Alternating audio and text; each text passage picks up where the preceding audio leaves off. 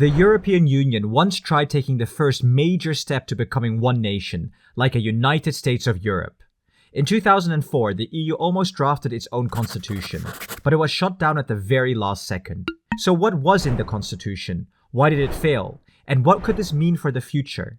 By 2004, rather than one single text outlining exactly how everything worked, EU law was wrapped up in a whole bunch of treaties. The treaties of Paris, Rome, Amsterdam, Nice, the list goes on. The European Commission wanted to untangle this mess and set out exactly what each institution does in the EU. Not only that, many complained that the EU was too slow to take action, wasn't democratic, and that any proposal could be easily blocked by one country, using its veto power through unanimity. The EU launched its Penelope Project, named after a figure from Greek mythology who weaved an endless loom. The project included a draft text of a European constitution. For those that don't know, a constitution is a set of fundamental principles, rules, and laws that govern a country. The draft of the EU constitution would lay out exactly how the EU operated, bring all the EU treaties together, allow for more qualified majority voting over unanimity, and create a common foreign and security policy. It sounds ambitious, but the EU had successfully launched the euro in 1999, so spirits were high. Unfortunately for the European Commission, two countries weren't happy about the idea of an EU constitution: France and the Netherlands. The French people rejected the constitution in a referendum, with a 55% clear majority against it, as did the Dutch, with a staggering 61% voting no. Why was there such opposition?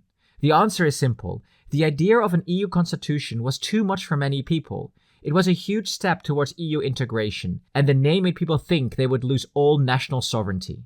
The content of the constitution, like giving the European Parliament more power to make the EU more democratic, allowing citizens to participate more in the decision-making process, and making the EU more efficient, was well liked, however. So the EU took the popular content from the constitution and drafted a new treaty, the Treaty of Lisbon.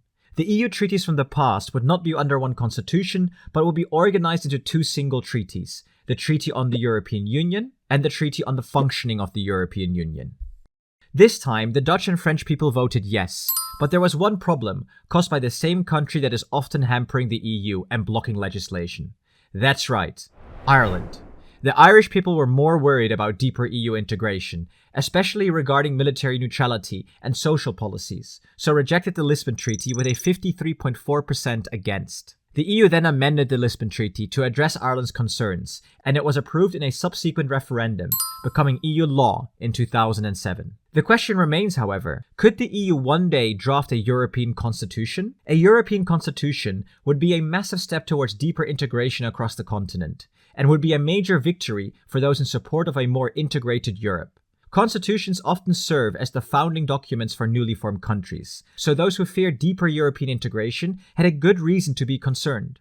In our opinion, a European constitution won't be happening anytime soon, at least not with that name. The idea of a United States of Europe is still far too big a jump for many European citizens, for now. Do you like the idea of a European constitution, however? Or is it too much? Let us know in the comments below. And please like the video and subscribe to our channel for more content. And if you wish to support us further, check out Patreon.